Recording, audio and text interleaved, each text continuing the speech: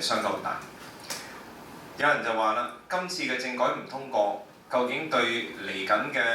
香港個局面係點呢？局面分兩部分啦，我哋而家政治嗰個改變係點呢？經濟民生嗰個係點呢？政治已經講咗啦，10年內咧就唔會再談論呢一個政改㗎啦，係即係起碼佢嚇緊香港人咧，就逼即係接受啦。咁第二就係政治經濟嗰度又點呢？大家都聽得到黃光亞已經講啦，佢話我哋而家國內包括深圳嘅發展相當好，意思即係話呢，有冇香港都未必重要。亦都有啲唔同嘅官員，大家都聽到啦嚇，黃振文又講一套啦。咁另外嗰個北方嚟嗰個學者廖窩平又講一套啦。廖窩平就話講緊要唔罰，咁黃振文教授就話要罰。呢一種咁嘅睇法，究竟有幾真呢？係咪真係會一刀斬落嚟呢？咁我再想問兩位朋友，或者不如程翔兄答我先啦。咁樣我食政改通唔通得過？我諗呢，即係而家嚟睇呢，經過深圳嘅會議之後呢，睇嚟即係個通過嘅可能性就唔係好大㗎啦。咁問題係通過之後，即係否決咗之後，面臨一個咩問題呢？我覺得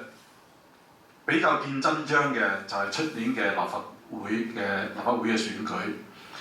假如泛民嘅朋友唔能夠保持而家有嘅議席，咁就意味著咩呢？意味著呢就係香港嘅好多市民呢係所謂用所謂張曉明所講嘅票債票償啦，用票嚟懲罰泛民。如果係咁嘅時候呢，即係冇得好講啦。即係話換言之呢，即係香港嘅民智可能仲未到咗話要未準備話要付出某種抗爭嘅成本去爭取一個真正嘅合理嘅選舉制度。咁嘅時候呢，既然民智係仲係咁嘅時候呢，咁冇得好講啦，就只能夠即係我哋只能夠接受啦。因為泛民嘅議員能夠做嘅已經做咗啦。咁嘅時候呢，好可能呢就係話佢哋嘅三分一嘅關鍵少數呢個即係否決權就從此消失。消失嘅時候呢，咁北京咪好即係可以好輕鬆咁樣喺下一屆即係5年之後就重啟呢個政改方案咯。咁到時泛民都保唔到呢個議席嘅時候呢，佢咪通過咯。通過之後佢咪向全世界宣佈話佢已經實現咗基本法規定嘅呢個最終目標啦咁樣。嗱，如果係咁樣嘅時候呢，咁我相信即係我哋都坐喺度都會好無奈嘅，因為既然大家即係嗰個老百姓嗰個接受程度係咁嘅時候呢，咁我哋亦都即係只能夠係即係認命啦，係嘛？即係，但係如果問題出年立法會選舉，泛民繼續擁有呢個關鍵嘅少數，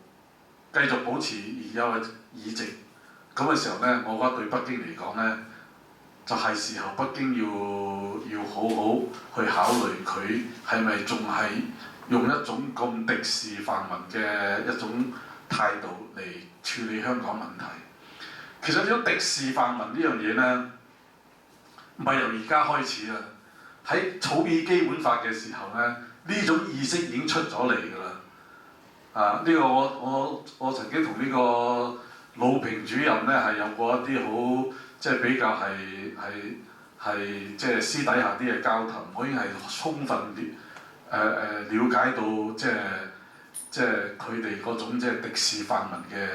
嘅意識。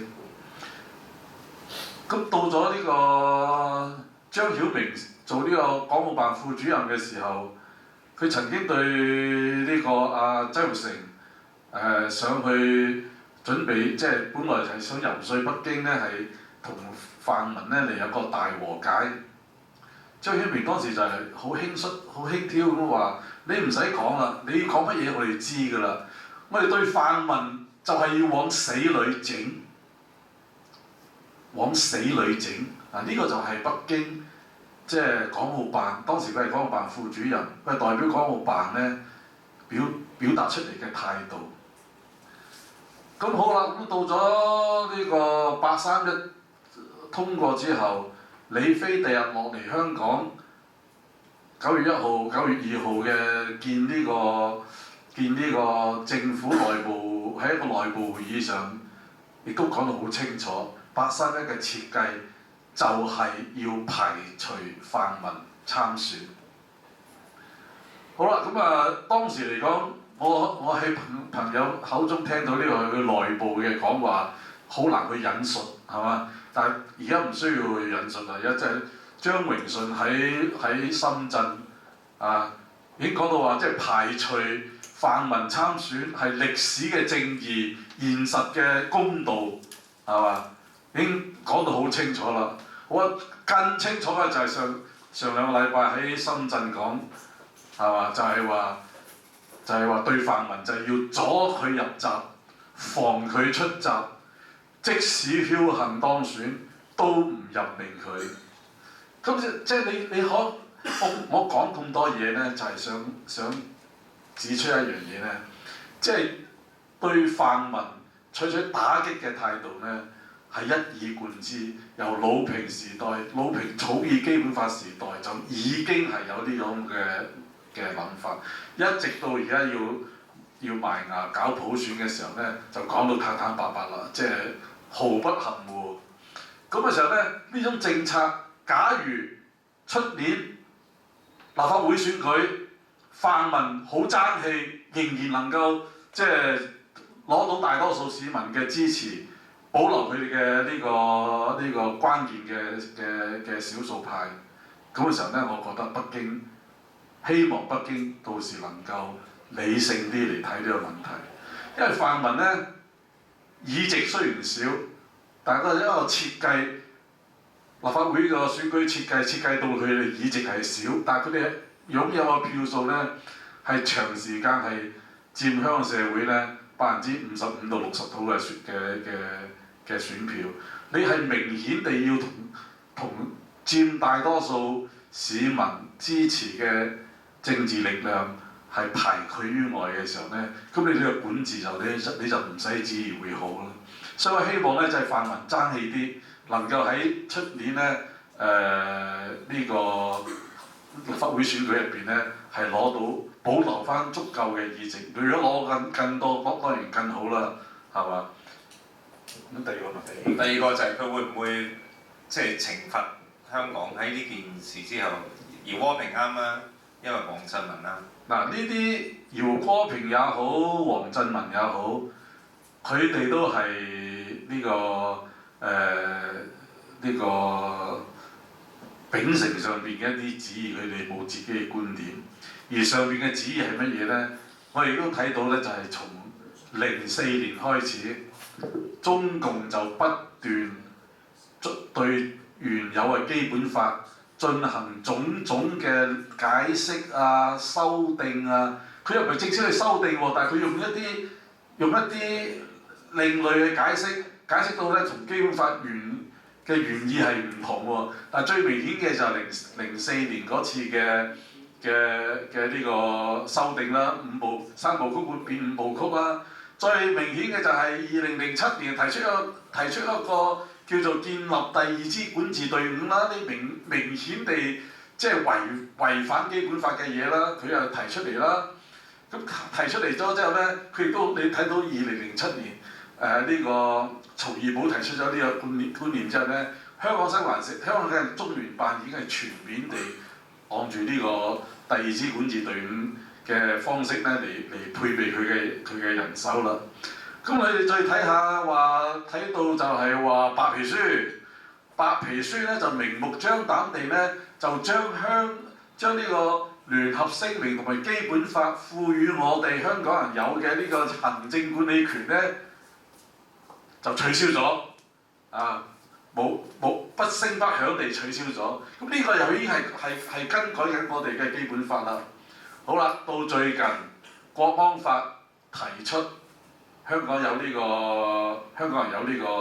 維護國家安全嘅義務。呢個呢，又係違背基本法嘅提法。基本法有關香港人嘅義務入邊呢，僅係要求香港人呢係遵守特區法律嘅義務，冇其他義務。呢個問題呢，唔係話喺基本法草擬嘅過程之中呢，已經曾經有好多內地嘅人呢，內地嘅委員呢，要求基本法規定香港人有呢個保護國家安全嘅義務，但係當時呢，大家都顧全一國兩制嘅大局，所以就冇寫落去。咁而家企圖用國安法加上去嘅嘢嚟實質修改基本法，咁我覺得呢啲嘢我認為都係對香港嘅懲罰，就唔關事話即係唔通過呢個政改方案之後呢，就有啲咩嚴厲嘅措施。佢啲咁嘅措施佢通過另類解釋基本法而達至加強對香港嘅管治呢，呢個已經係一個規律嚟㗎啦。即係話呢，其實而家已經係喺度懲罰緊㗎啦，係仲要將個懲罰一路加落去，直至香港係冇港人治港，冇高度自治。咁啊，夫子你嘅睇法係點？嗱，因為時間關係，我盡量精簡嚇。咁首先第一樣嘢呢，就係講到眼前嗰個局勢，即係話北京點睇政改呢？我唔係從一個道理個角度，我只係從一個北京點睇個現實角度。佢嘅睇法好簡單嘅啫，通過也好，唔通過也好，對佢毫無損害個管治。我唔係話贊成佢呢個講法，但係佢現實佢真係咁諗，因為你通過就係官方佢自己主導嘅方案嘛，你唔通過就係用翻20